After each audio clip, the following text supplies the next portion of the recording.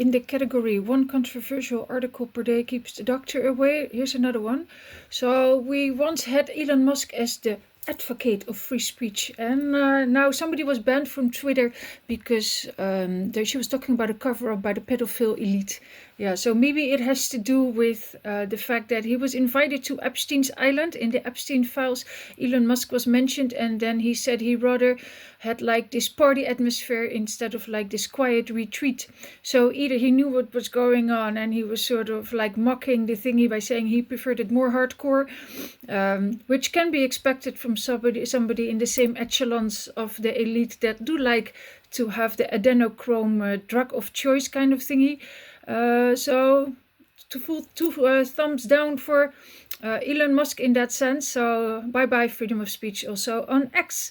So the article goes that the cover-up by the pedophile elite in the Netherlands is alive and well, and this whistleblower is now saying enough is enough.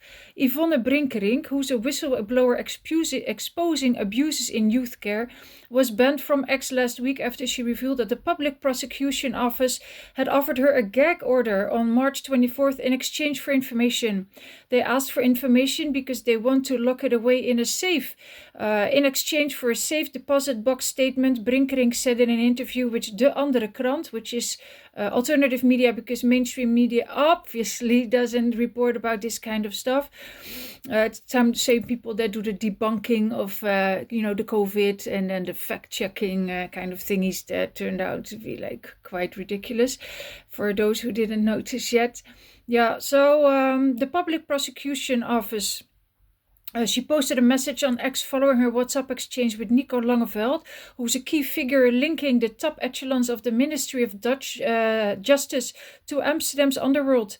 He's the only person convicted in the famous Rolodex case, which I don't know, but we can still Google that, in which the involvement of high-ranking officials and individuals associated with the royal family, why are we not surprised, in a pedophile network came under scrutiny. Yeah.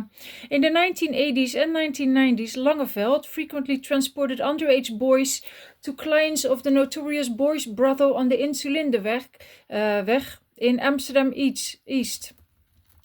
The report named high-ranking figures in the justice system and within the royal household.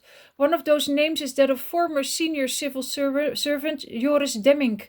A public prosecutor is said to have a safe full of secrets. At 12 p.m., Brinkerink posts the first audio clip on Facebook from the conversation between her and the Public Prosecution Office, in which they offer her a deal. There are 5 clips in total, and she posts one every hour. If she's banned from there as well, the clips will be shared by others. Her Instagram page has already been blocked, so Facebook will soon follow because they're owned by the same people. Yeah. 13 years ago today, Brinkerink was arrested by 32 heavily armed men wearing bulletproof vests and masks. Her minor daughter was present. She was vilified in the media. She was taken to an underground bunker, interrogated for hours, and locked up 23 hours a day like an animal. She was accused of committing fraud involving the personal care budgets, the PGB, of children in her care. A fraud that never happened, according to Brinkerink. Yeah, maybe it's the same files. In Holland, we have this huge thingy where kids were illegally taken away due to a mistake by the Dutch government, and they're still waiting to be returned even though the fault was admitted and all that. Yeah, that was Mark Rutte who was responsible for that during that time. It's called the Toeslagenaffaire, and he's now head of NATO. Yeah, he had a meeting with Trump the other day, and he is probably in the Bilderberg meeting right now, and he's also a member of the WEF forum. Yes, with regards to that, another thingy. Well, anyway, I'll talk about it another time. So, a fraud that never happened, according to Brinkerink. She was secretly held by prison staff who didn't believe a word of what was being reported in the media. Her children were beaten up because their mother was a criminal. And I'm supposed to make a deal with those people, Brinkerink says cynically. The very same people who throw my statements and those of others about child abuse, murder, and so on in a safe. A striking detail: this week a 2.5-year prison sentence was sought against a senior official at the Public Prosecution Service for possessing and distributing child pornography. Over 46,000 images and 470 videos containing child pornography were found in the man's possession. He's also alleged to have encouraged a friend to commit sexual abuse against his foster children. If you happen to have an opinion on this in Holland, then you're an anti-institutional extremist. Yes. And in addition to that, yesterday I posted something about Justin Trudeau, also accused of having watched child porn. And then he was a promising young global leader in the WEF thingy.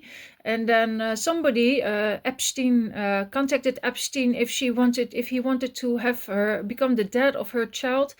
And then allegedly also he helped her with his network within the WEF. Interesting now, especially considering Trudeau, Macron, and I think even Rutte also had some links with the WEF. Yeah, interesting. Yeah, so there's a link between Epstein and the WEF in case you didn't get that yet. Yes.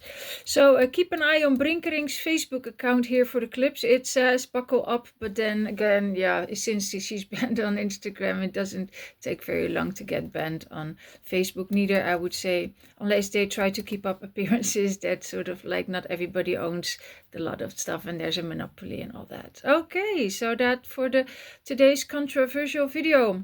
Yeah, let's continue to spread the news because mainstream media obviously refuses to do so because they're all friends. Yeah.